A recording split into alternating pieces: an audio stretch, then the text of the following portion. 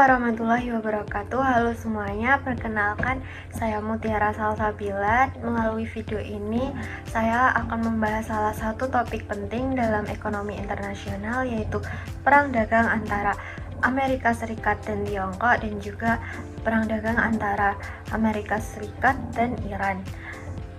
Tidak hanya membahas tentang perang tersebut, tapi saya juga akan membahas penyebab awal sampai dengan dampaknya secara global maupun khusus di Indonesia. Yuk langsung kita mulai saja. Jadi sebelum kita bahas dua kasus utamanya, kita harus ngerti dulu nih konsep dasar dari perang dagang itu. Apa sih perang dagang itu? Secara umum, perang dagang adalah situasi ketika dua negara atau lebih saling mengenakan tarif tinggi, kuota, larangan ekspor atau impor, atau hambatan perdagangan lainnya. Tujuannya biasanya buat melindungi industri dalam negeri tersebut dari persaingan luar. Tapi lama-lama ini jadi saling balas dendam ekonomi yang dampaknya bisa meluas. Dalam konteks global, perang dagang seringkali bukan cuma masalah ekonomi saja, tapi juga masalah politik, pengaruh, dan keamanan. Negara besar seperti Amerika Serikat kadang pakai kebijakan dagang sebagai alat tekanan ke negara lain. Lalu di video ini saya akan membahas dua konflik utama tersebut. Pertama antara Amerika Serikat dan Tiongkok, dan kedua antara Amerika Serikat dan Iran. Meskipun bentuknya berbeda, yang satu tarif dagang dan yang satu sanksi, keduanya bikin guncangan besar ke ekonomi global. Dan ini penting banget buat kita karena Indonesia sebagai negara berkembang juga ngerasain dampaknya. Dari ekspor kita yang melambat, harga BBM yang naik, sampai nilai tukar rupiah bisa tertekan.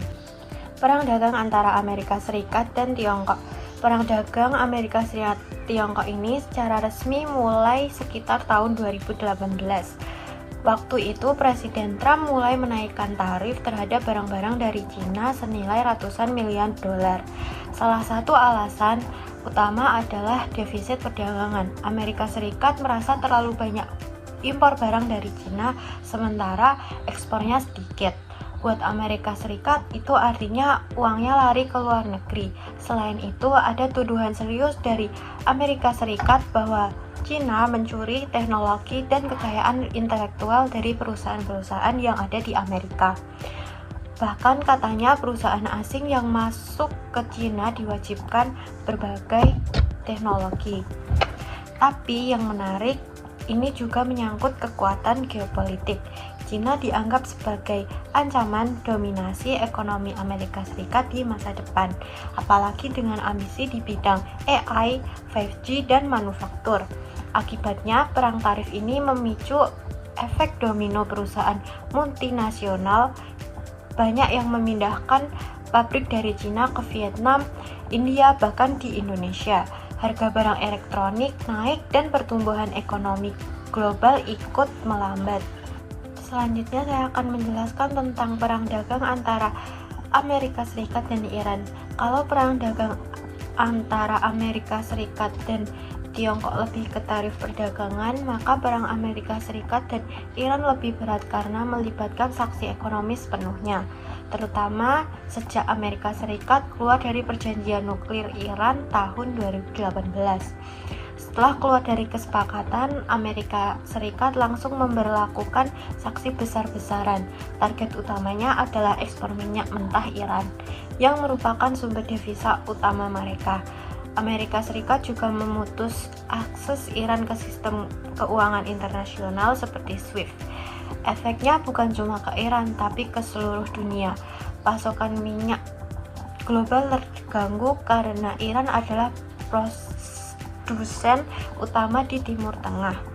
Harga minyak sempat melonjak karena pasokan turun, sementara permintaan tetap tinggi. Ketegangan pun memuncak di Selat Hormuz, jalur sempit yang dilalui sepertiga ekspor minyak dunia. Jika ada konflik militer di sana, bisa langsung bikin pasar global menjadi panik. Negara-negara seperti Indonesia yang mengimpor minyak jadi sangat rentan. Kenaikan harga minyak menyebabkan beban APBN meningkat karena subsidi energi dan memicu inflasi dalam negeri. Selanjutnya, kita masuk ke bagian yang paling dekat sama kita, apa dampak dari dua konflik ini ke Indonesia. Pertama, dari konflik Amerika Serikat dan Tiongkok, karena kedua negara ini adalah mitra dagang utama kita. Saat mereka perang dagang, ekspor Indonesia keduanya otomatis ikut terdampak. Misalnya, produk elektronik, tekstil, dan komoditas bisa mengalami penurunan permintaan. Tapi menariknya ada juga peluang, karena banyak perusahaan yang tadinya di Cina akhirnya cari tempat produksi baru. Negara-negara ASEAN termasuk Indonesia jadi alternatif. Tapi untuk benar-benar menarik investasi, kita harus siap dari segala infrastruktur, regulasi, dan juga sumber daya manusia yang ada di negara kita. Terakhir, sebagai mahasiswa, kita harus peka terhadap dinamika global dan tantangan ekonomi. Kita harus siap menjadi generasi yang mampu membaca arah dunia dan mampu berkontribusi lewat kebijakan, penelitian, atau bahkan wirausaha yang solutif. Semoga lewat video yang saya sampaikan ini, kita semua bisa punya perspektif yang lebih luas soal hubungan antara perdagangan, politik, dan stabilitas ekonomi dunia. Sekian dari saya. Wassalamualaikum warahmatullahi wabarakatuh.